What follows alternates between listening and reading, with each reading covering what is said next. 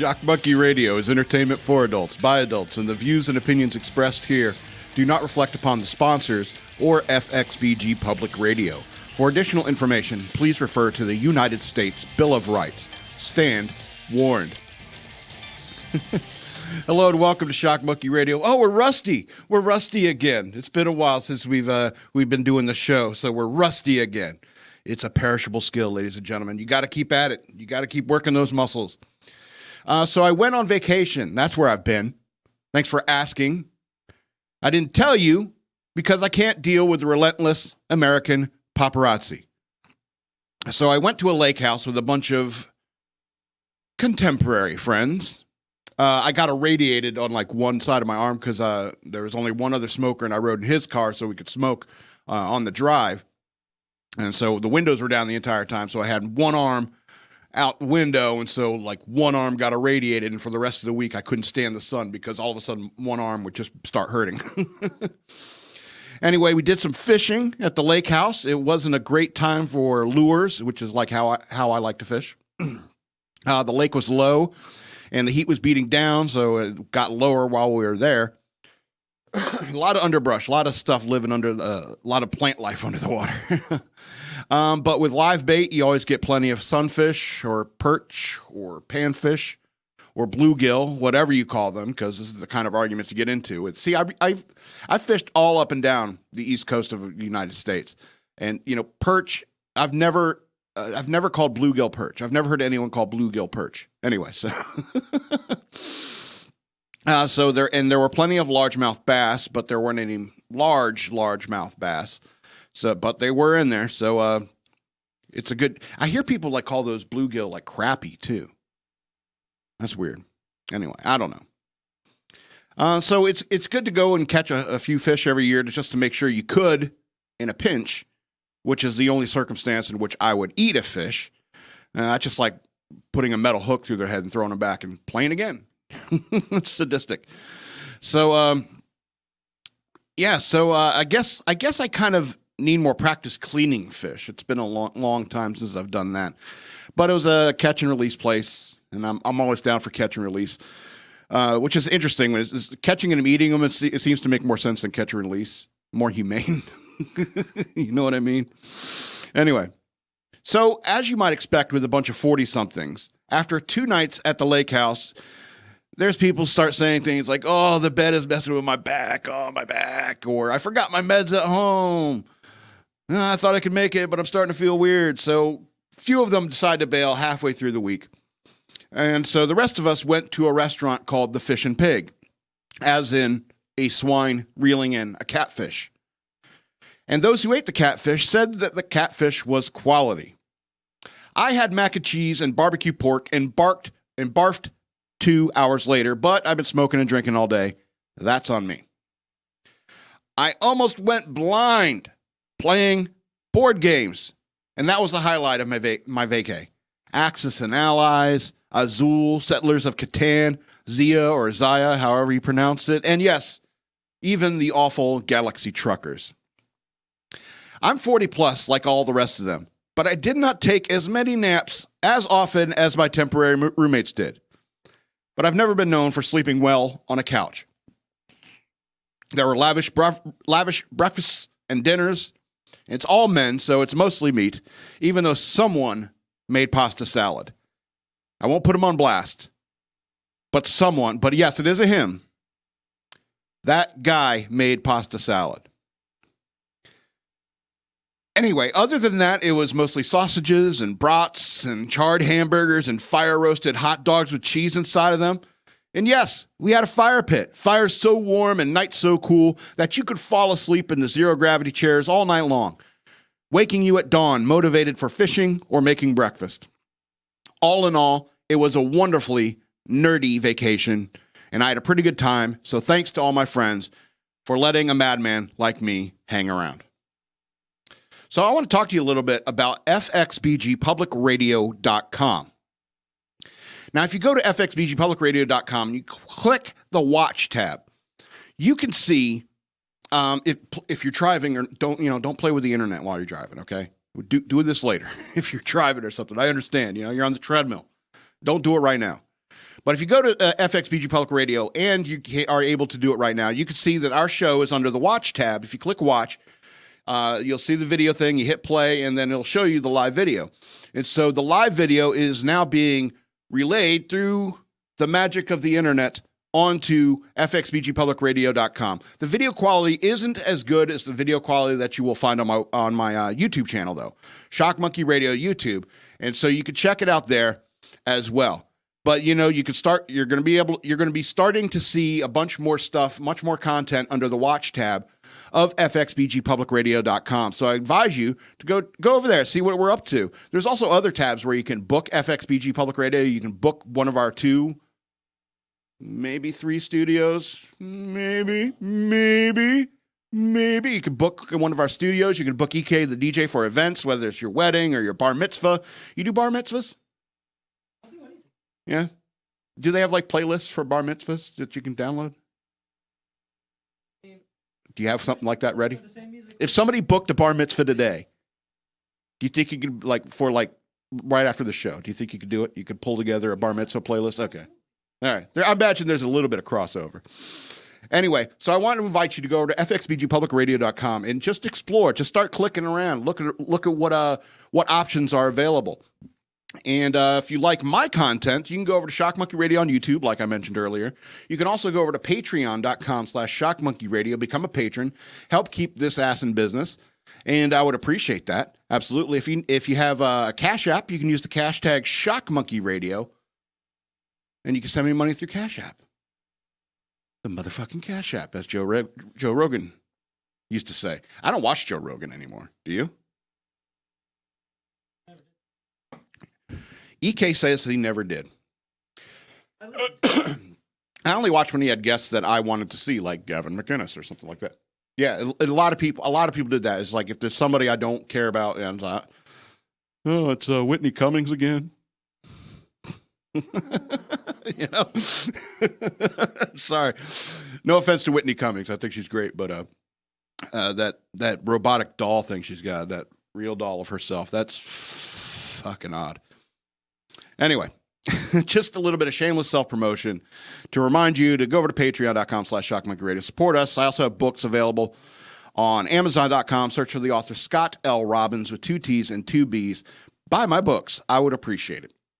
Speaking of books, I finished The Death of Cool while I'm on vacation. This is Death of Cool by Gavin McInnes. Now, the sad thing about reading this book is that I've also listened to hundreds of hours of Gavin McInnes' podcasts. So like 90% of everything that's in this book I've heard before. And that's my fault. I suppose that's my fault. There's a couple stories in there that I haven't heard before. One of them is like, hey, if you take a little dab of honey, put it at the end of your dick if you're expecting fellatio later that night. Just a little something on there on the end of your dick. So something that'll make a girl look up and say, nice try. You can't make dick taste better. Fair enough. But I think that's a nifty little trick just to play a joke on your girlfriend. I think that's kind of a funny thing. The other story that I thought was really hilarious, and as soon as I read it, I came and I told everybody about it. This story I read. So Gavin went on vacation with his family, I think down to Cuba, I want to say. And so it's him and his parents and his little brother. And so he's a teenager at this point, and so he's wanting to talk to all the girls and stuff like that, but his brother's tagging along. You know the drill. Anyway, so he starts chatting up this one girl, and of course every girl that Gavin's ever hooked up with is the most beautiful woman that ever existed. Anyway, and the book's full of stuff like that. It's like, oh, I only fuck hot chicks. It's like, whatever. And so she's the most beautiful woman he's ever seen, and he's talking to her. And so to create some sort of subject to talk about, he starts saying that he points to his parents and says, that's my dad and my stepmom. And we don't like her. It's saying to his brother, play along. We don't like her because she's our stepmom. She tries to insert herself into our family memories.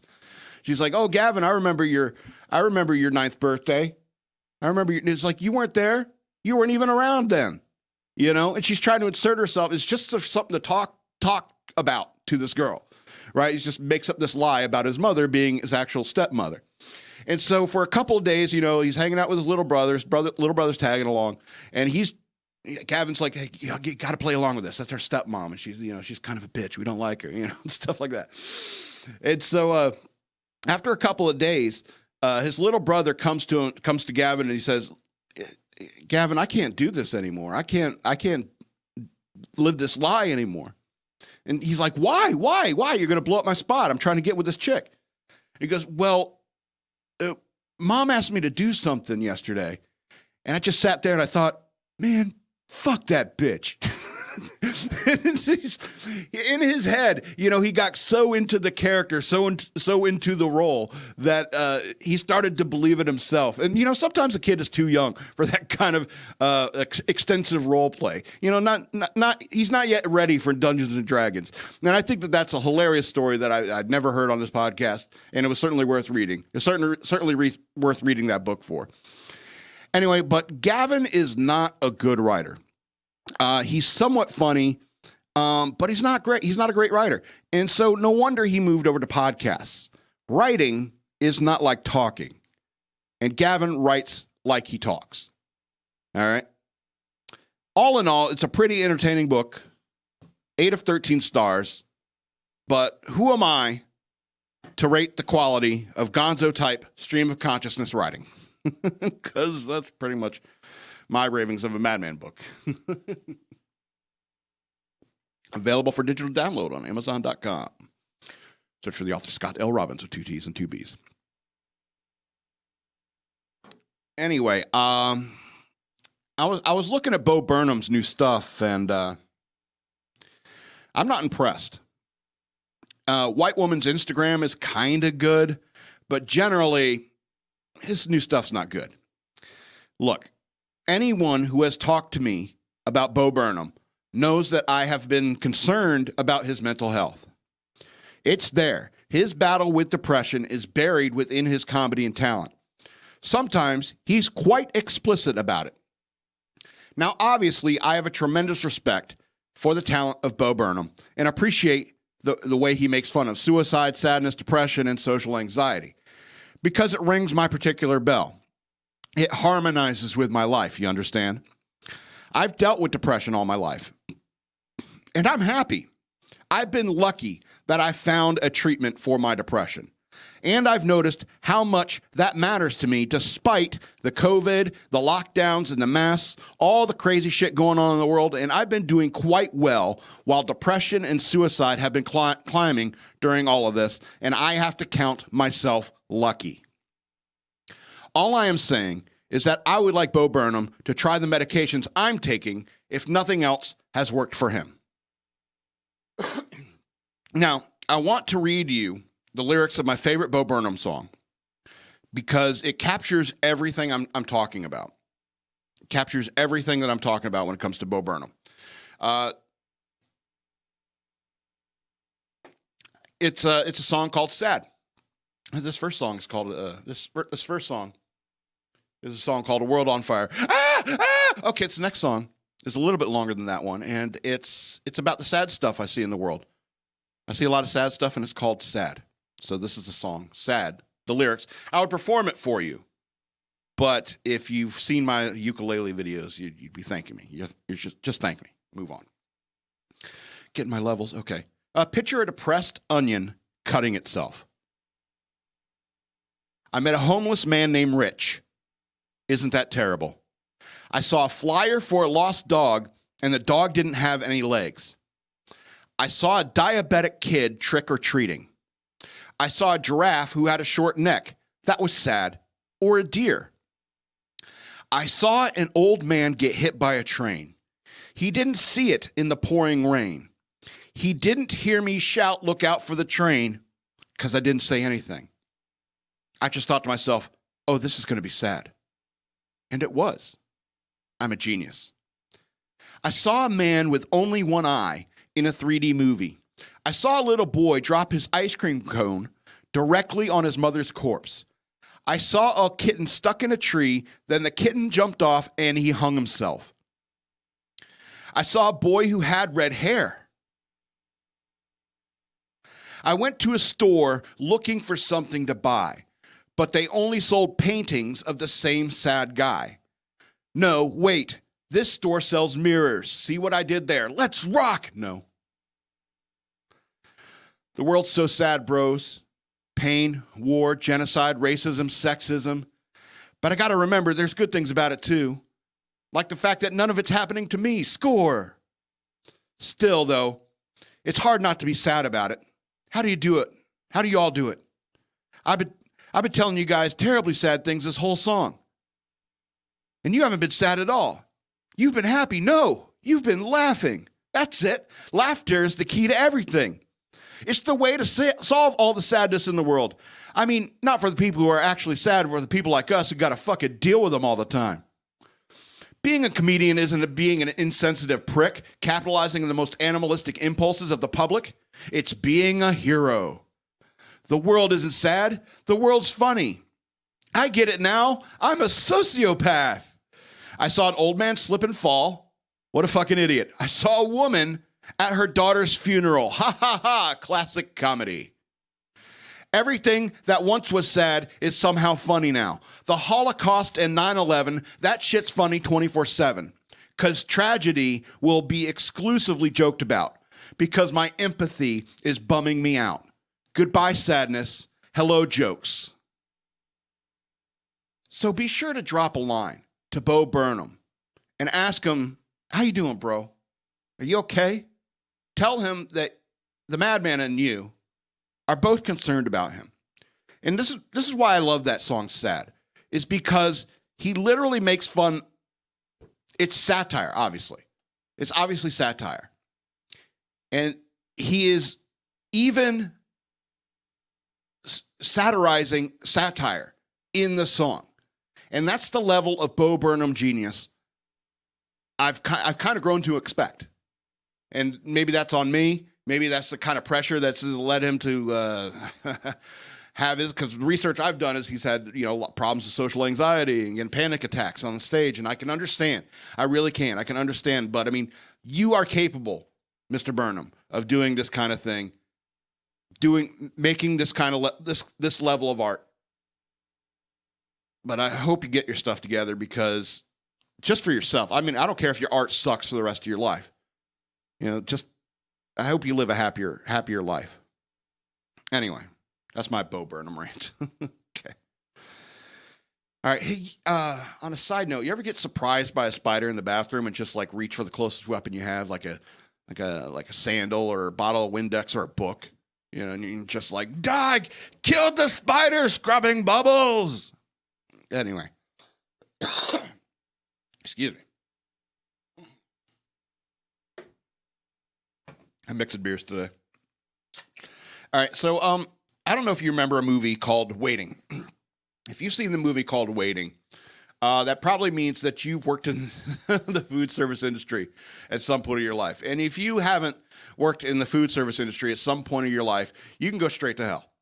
All right, I think that what Daniel Tosh said best is like everyone needs to work for the food service industry for like 6 months or something, so they can learn that your ranch dressing isn't that fucking important.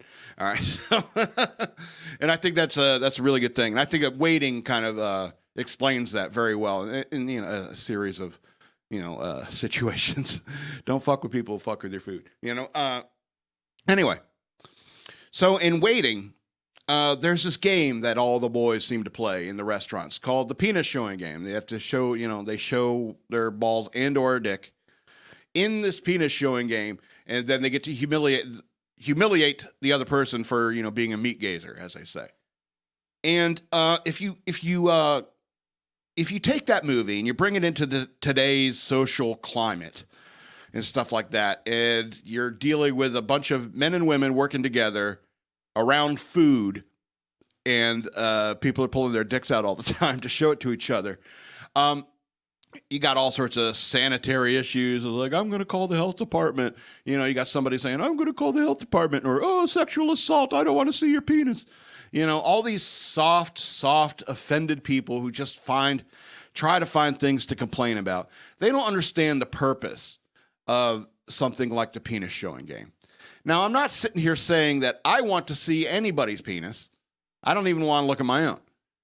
All right? But what I'm saying is that at the end of the movie, the wise old dishwasher, explained how when Rodimus, what's his name? God, Luis Guzman, when he came to the store, the restaurant, he brought along the penis showing game, and he started doing it. It's like in the restaurant was going through tough times. People weren't getting tips. You know, their clientele wasn't coming back but he brought this game, you know, and everyone started, you know, laughing more and like cutting up more and being more loose, and that, you know, brought up the attitude, brought up the quality of service, brought up more customers in, and it was a good thing for the restaurant.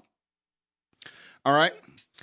Like I said, I'm not saying that the penis showing game is the only way to go about doing something like this. But you got to understand is like the absurdity of it is the point. You know, the weird, bizarre, homoerotic nature of it is the point. You know, and somebody as simple as Luis Guzman's character, Rodimus, in that movie, understood things like that. It's like that brings up camaraderie. And if those of you have served in the military, or if those of you have been in a fraternity or something like that, they have these like hazing rituals and stuff like that. And all this stuff is based around group cohesion. You know, I think the most famous movie where they talked about this kind of thing was in A Few Good Men, where they talked about the Code Red. The Code Red is that where they beat some Marine, you know, who dropped his rifle or something like that. You know, it helps create camaraderie, and in worse conditions, in horrible conditions, somebody could get killed. But I mean, that was an extreme case for an extreme movie that was fiction, by the way. And so the point is that kind of stuff, it creates a looseness. It's like if you're beating on some poor guy who just made E4 or something like that, you know, you can read the tone of his voice when he really starts getting it pissed. When he starts getting to that, I'm really starting to get pissed point, you can hear it in his voice. And you learn that tone, and it's like, okay, I don't push you past that point. And that's the reason for all that kind of stuff.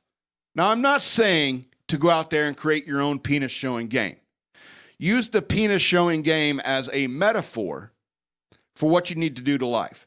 What you need to do in your world is like, you need to look at the world and say, hey, we're all clowns, man. We're all clowns. What are you? You're clowns. Laugh. Have a good time. You know, and if a couple of 18-year-old jackasses showing each other their cocks, it's absurd and it's ridiculous, and it's just something to laugh at and move on. Avert your eyes if you don't want to see and move on. Don't be that person that's sitting there being, oh, I'm offended. Oh, I'm going to file a lawsuit. Oh, I'm so super litigious. American jurisprudence.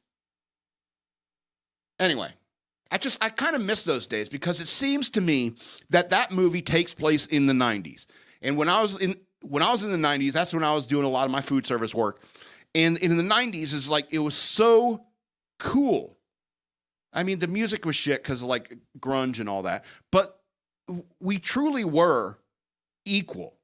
It's the last time I remember where racial tensions, you know, where people didn't always have to talk about, you know, who they like to have sex with all the time. They describe themselves by all the people they want to have sex with, or describe themselves by their skin color, or their whole identity is built upon the makeup they chose to wear that day.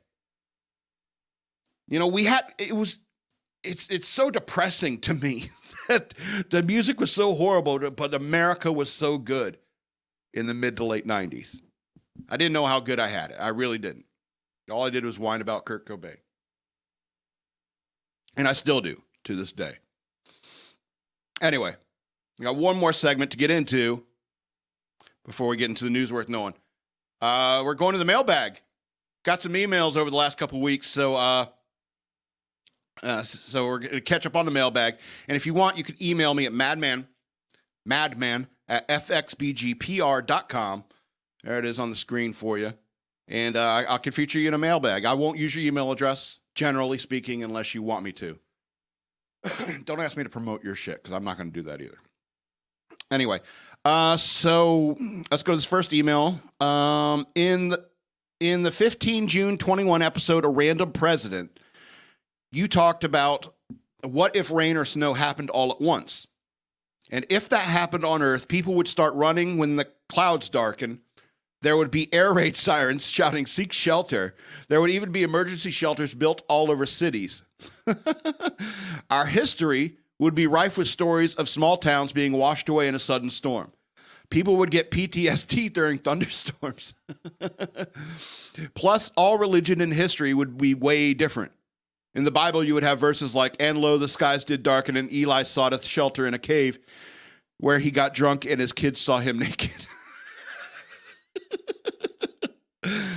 They go on to say, hell, maybe that's how Moses beat out those Egyptians. Red Sea reference. Duh. And lo, the skies did darken, and Eli sought shelter in a cave. Yeah, you're right. Well, we talked about how how like the rain or snow just like all fell at once, or even the leaves, like all the leaves and all the trees just all fell at once. You could have like Jesus praying in the garden, and then all of a sudden, and lo, God answered the prayer. Just it's a sign. You're like Mac on the deck of the ship. Just give me a sign, Lord. I couldn't get the timing right. Yeah, you are correct, dear listener, watcher, viewer. You're correct. I guess I didn't think about that when I was writing that bit. I should have gone into a deeper dive on it, I suppose. Good point. Next email is, Madman, you ever want to do real news show? Madman, you ever want to do a real news show? No, not at all. That's the short answer. The long answer is that I worked in journalism, and true journalism needs to be objective. You need to verify like 3 sources. You can't have any of this. You can't write a whole article on an unnamed source. All right? Modern journalism has moved far away from that sort of journalistic standard. And the reason why they have moved away from that journalistic standard is because it's incredibly boring work. All right, to be objective. It's tedious and it's boring to be 100% completely objective and to verify 3 sources. 3. If you hear a story, you need 3 different sources. You need to get the New York Times, you need to get the Washington Post, you need to get a 3rd source. All right, that's the journalistic standard. And so that's why op-ed has been taking over news ever since the information age has begun. Because op-ed is the only thing that's fun or interesting about the news. And so, like, doing a real news show, if you're looking at, to be honest, I think Tim Pool is probably the middle of the roadest person when it comes to getting your news. However, he's tedious and long-winded about certain subjects, and he just wakes up every day hating Republicans for some sort of vestigial reason.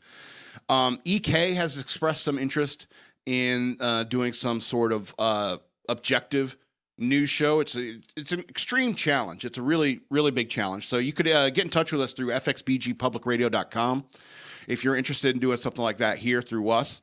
But generally, no, I'm not interested in doing a news show because it is a pain in the butt. All right.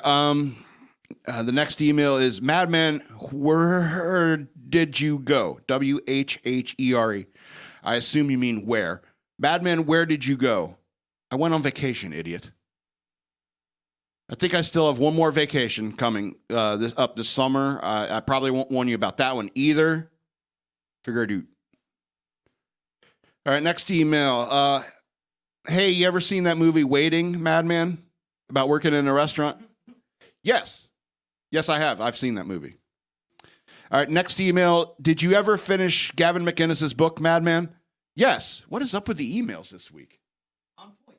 Yeah, it's crazy. All right, last email is Mamdan. What? Mamdan, Mamdan. Somebody has dyslexia. Mamdan, have you seen Bo Burnham's new stuff? I'm worried about him. You know what? Me too. I don't know what's up with these emails, and perhaps I could patchwork all these questions into topics for a show sometime in the future. Anyway, if you want to be featured in the mailbag, just email me at madman@fxbgpr.com. Otherwise, I'll just continue talking to myself. Let's go ahead and get to the news worth knowing.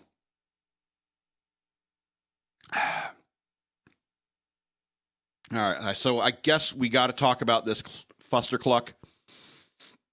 It's kind of a slow news week, and as news stories go, this is the story of the week. Probably a month. Probably for months. Years, possibly. Anyway, U.S. evacuates more than 700 from Afghanistan's Kabul airport. And I don't know if you've been living under a rock or something like that, but I don't know what the hell happened. Because apparently Joe Biden must have said, everyone just drop what you have in your hands and run. Let them have it.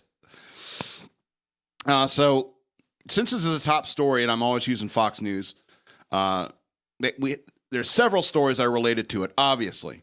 So I'm going to read headlines and like the fast facts over here. And it's like Fox is real nice about organizing the information like this. I do like these top stories, the way they treat them.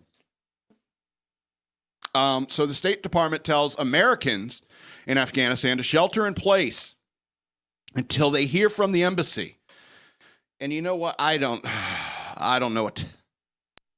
Those Americans who are in Afghanistan right now is like, get out of there. Holy cow. And shelter in place is just terrifying. It's not like you might go outside and, catch COVID or something like that. Then you'll get sick and you have to go to a hospital. It's nothing like that. It's like shelter in place because you might get kidnapped or murdered. And so from what I understand, there are like 5 figures number of people, like 10,000 or so Americans in Afghanistan still. All right, so and I don't know if you've seen that video of the C-13. Anyway, C-13 was taken off, and a bunch of Afghani guys, all guys, lots of guys, no women. You know why? Because the women are at home like they're supposed to be, as the Taliban sees it. All right, so it's all dudes, and they're all hanging on to these C-17s as they're taken off and falling off of them. All right. And in this other fast fact here is human remains were found in a C-17 landing gear after a Kabul evacuation flight. It's crazy. I don't know if they're that desperate to get out of Afghanistan with the Taliban in charge, and I think that's probably the case. If the Taliban's in charge and America's just walking out the way that they are, people there must be terrified. Yeah, so here it is. Yeah, 11,000 Americans may still be within Afghanistan. White House Press Secretary Jen Psaki said today. Is she back from vacation? Because she went on vacation. All right, people are giving Jen Psaki a hard time about vacation. I know, you got to schedule that with work, especially if you're the White House press secretary and stuff like that. It's like, you got to clear it by the boss. They got to sign some papers and stuff like that. Yeah, you could take a week off. It's like, then all of a sudden this breaks out. I mean, if she were really in contact with or in touch with what the administration was up to, she probably would have known this is probably a bad time to do this, Mr. President. Anyway, let's read some headlines of these other stories here. Like, former ambassador laments that Al-Qaeda is back. We've turned Afghanistan into our mortal enemy. Another headline: with Taliban victory, Afghanistan could be in become the second school of jihadism. Taliban claims it's more moderate, but killings continue in Afghanistan.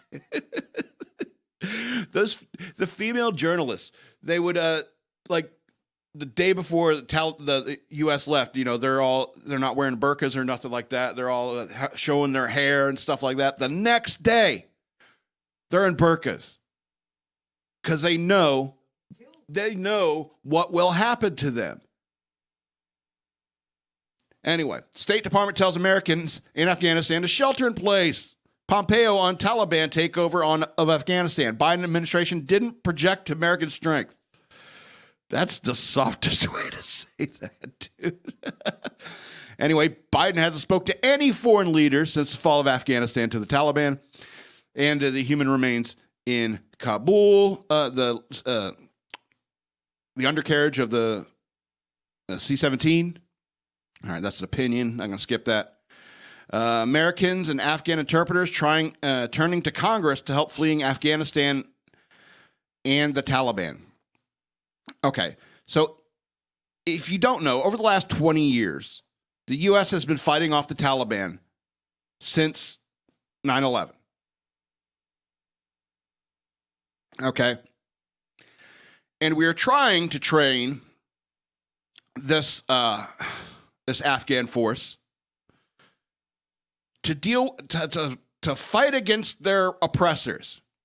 But as soon as they learned the U.S. is out, everyone just like laid down their weapons and said, screw it, I'm joining the Taliban.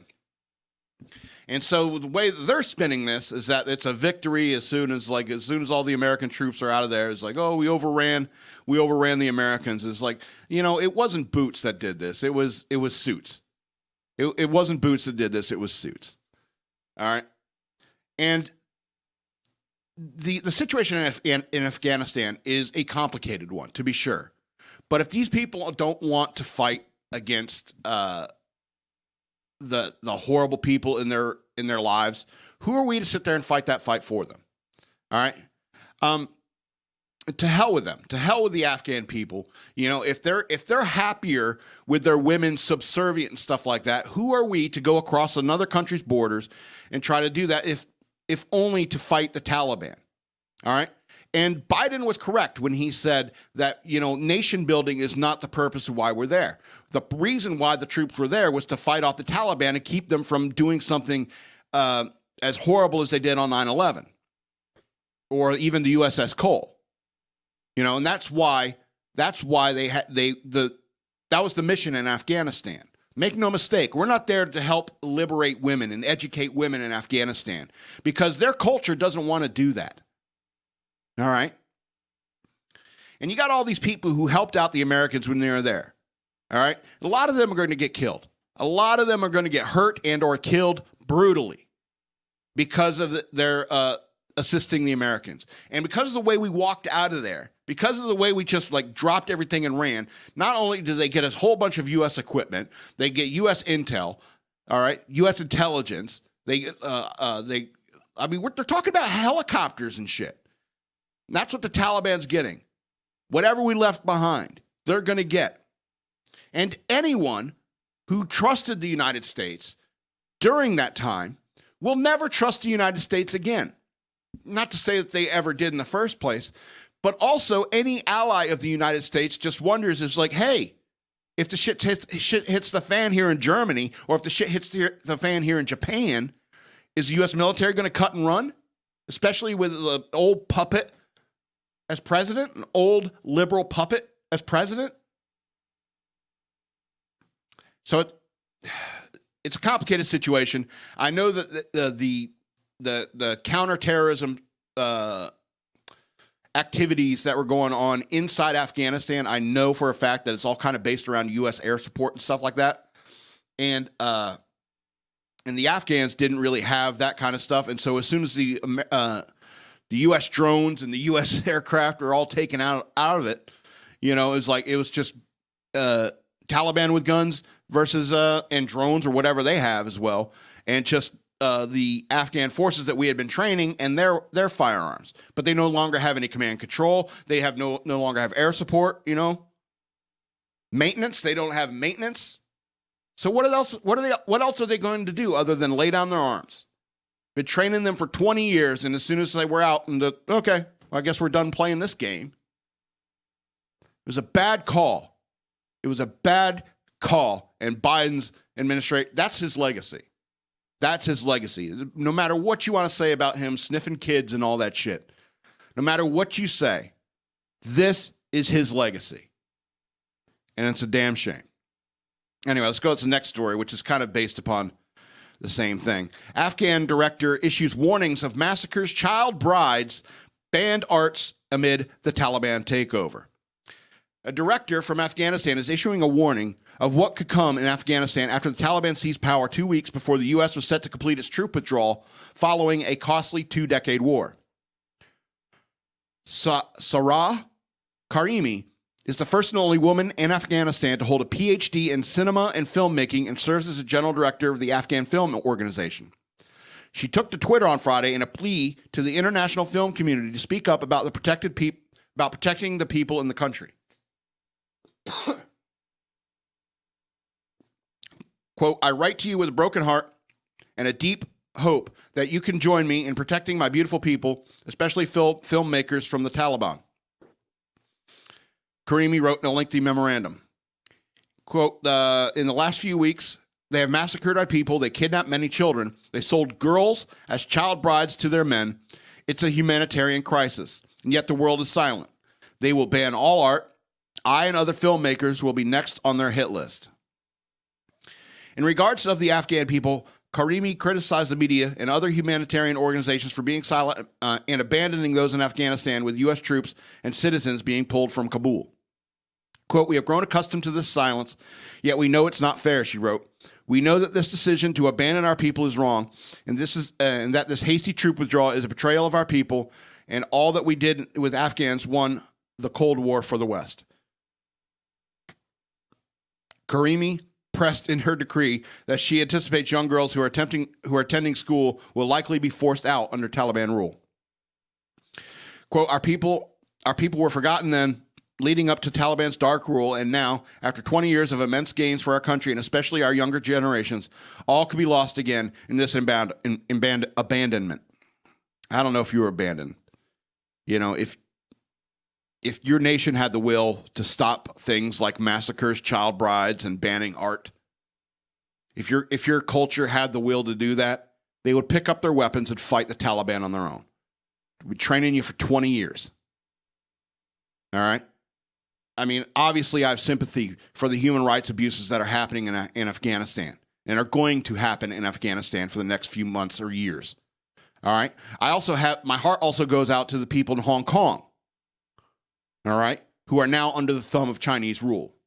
My heart breaks for them. My heart breaks for the person in China who works under the Chinese Communist Party.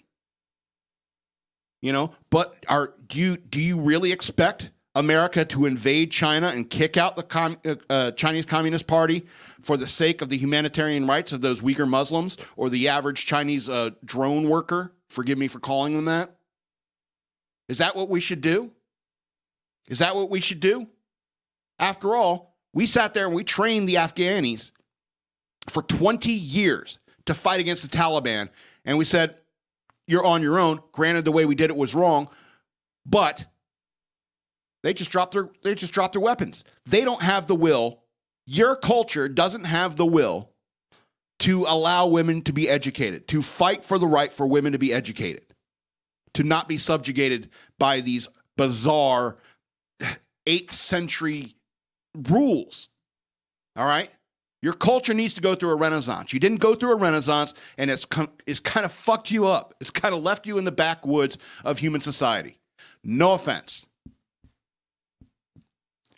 But I mean, if you don't have the will, I mean, I'm sorry. I guess it's just different because we're Americans, you know, and we understand that, you know, the blood had to be spent to fight for these rights. And if you've never known what it's like to have rights,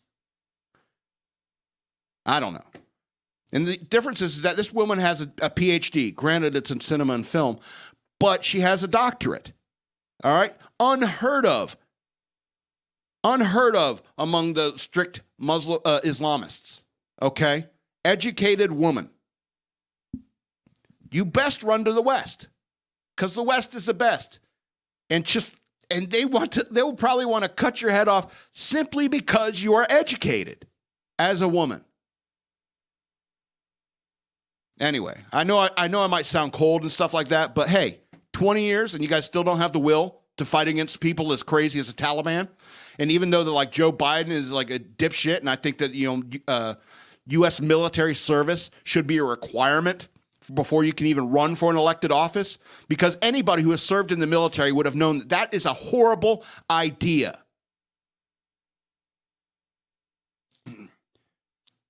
It wasn't the problem with the boots. The problem was with the suits. It was people in Washington who have no idea what it's like to fight a war. And it's just a couple. It's probably like Jill Biden and Jen Psaki really running the president with their hands up Joe Biden's back, running him. And it's probably just a bunch of women making these decisions. Well, let's just leave. We could just leave. We'll make a scene and leave. You can't thought that was funny. Anyway. Yeah, let's make a scene and leave. Anyway, I don't want to get ranting off too much. That was just 2 stories. We got 15 minutes left. Anyway, so let's go to the next story. The nation's largest wildfire shifts towards California community due to gusty winds. Be safe, my California friends. Be safe. Gusty winds drove the nation's largest wildfire towards a northern California county seat as firefighters struggled to contain a month-old blaze amid forecasts of more dangerous weather. Afternoon winds gusting at up to 30 miles an hour on Monday pushed the Dixie Fire within a few miles of Susanville and prompted evacuation orders for Janesville, a small nearby mountain community, fire officials said. Susanville, with about 18,000 people, is the county seat of Lassen County and the largest city that the blaze has approached. The former Sierra Nevada logging and mining town has 2 state prisons, a nearby federal lockup, and a casino. Oh, my Lord.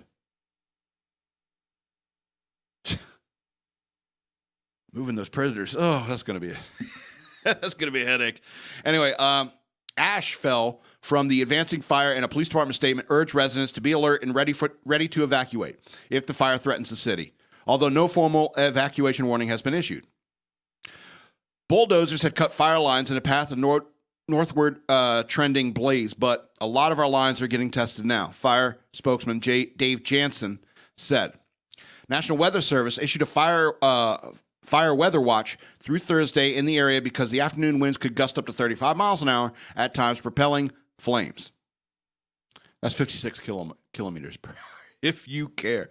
The weather forecast prompted Pacific Gas and Electric to warn it might cut off power to 48,000 customers in portions of 18 counties from Tuesday evening through Wednesday afternoon to prevent winds from knocking down or hurling debris into power lines and sparking new wildfires.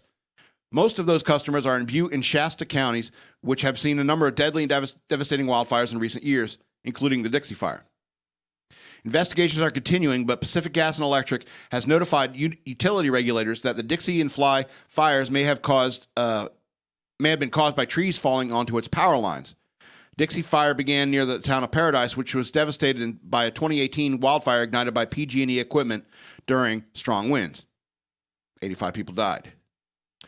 Dixie Fire scorched more than 900 square miles in the northern Sierra Nevada and southern Cascades since it ignited on July 13th and eventually merged with a smaller blaze called the Fly Fire. It's less than a third contained by fire lines. Ongoing damage surveys have counted more than 1,100 buildings destroyed, including 625 homes, and more than 14,000 structures remain threatened. Numerous evacuation orders were in effect. Be careful. They're going to talk about all these other counties and how the fire got that big. So be careful. Fire season is something that happens every year. Be safe out there, Northern California listeners.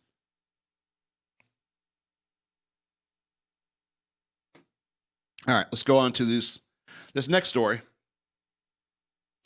Derek Chauvin prosecutors asked Minnesota judge not to release names of jurors amid harassment concerns. All right, let that sink in for a second.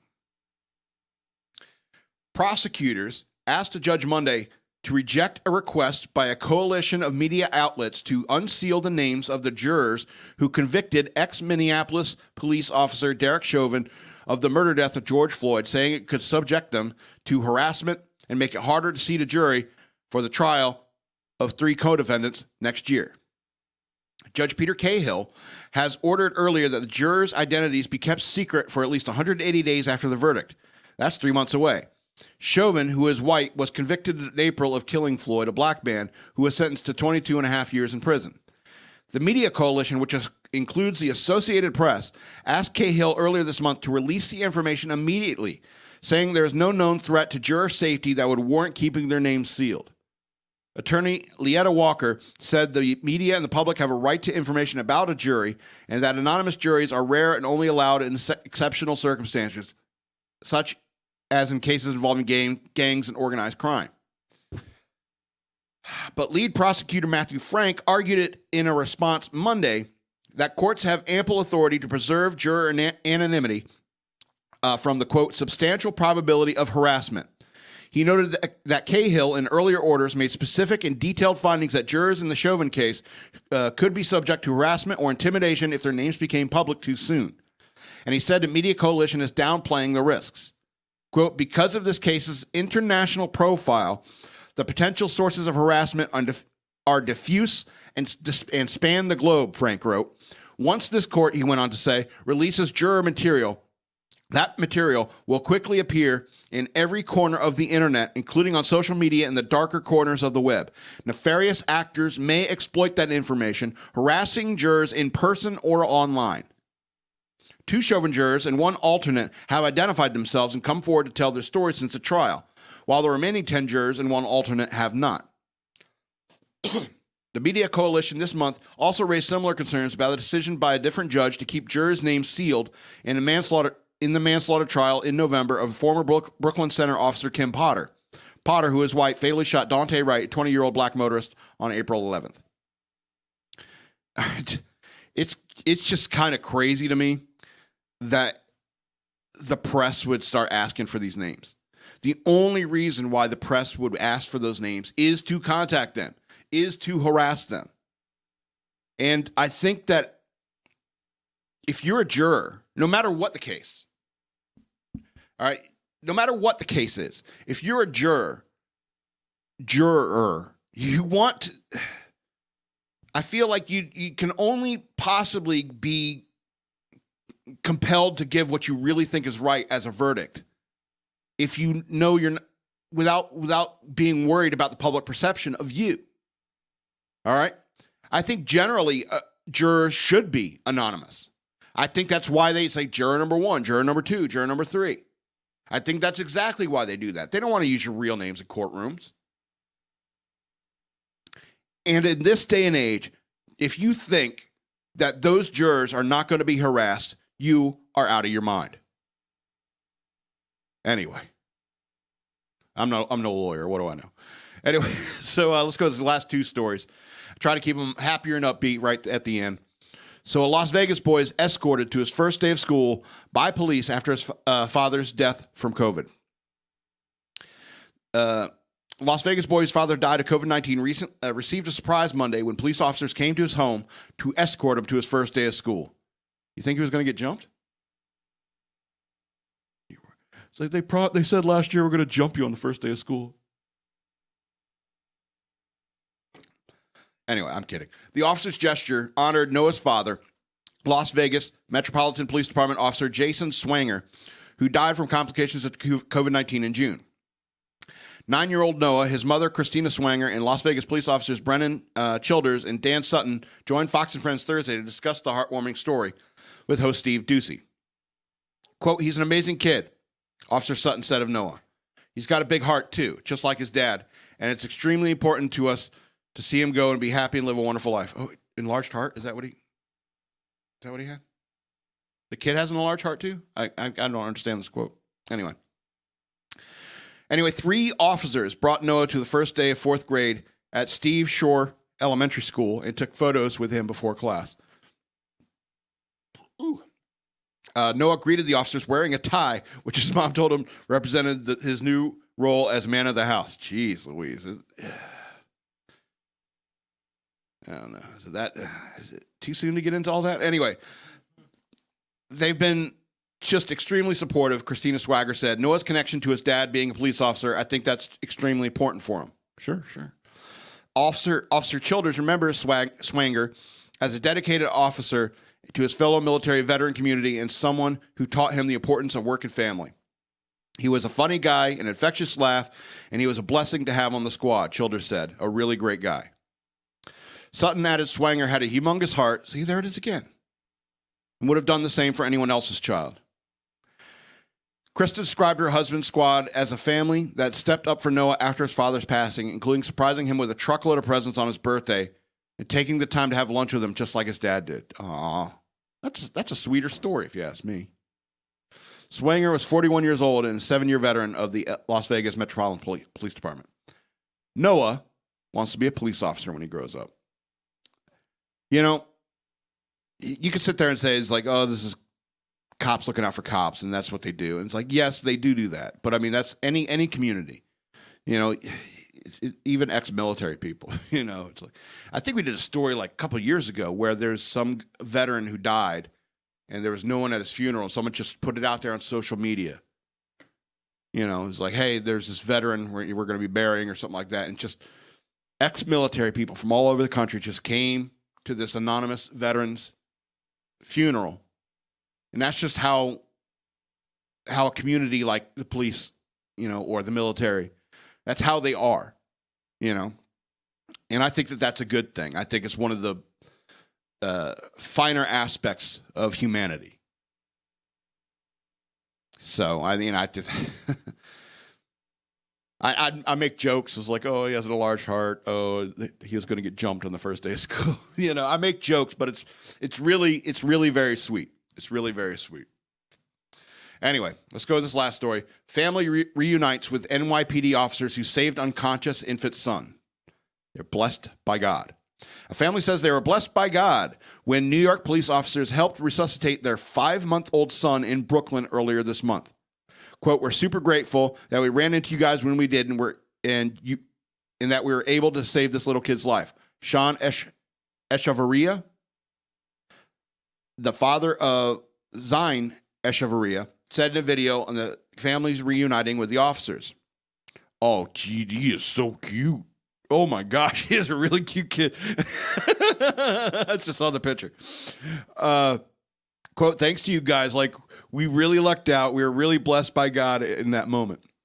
3 officers identified as Officer Reese, Bates, and Keller of the 84th Precinct were investigating a burglary in Brooklyn on August 5th and were informed that Sean Echevarria was holding his unconscious son.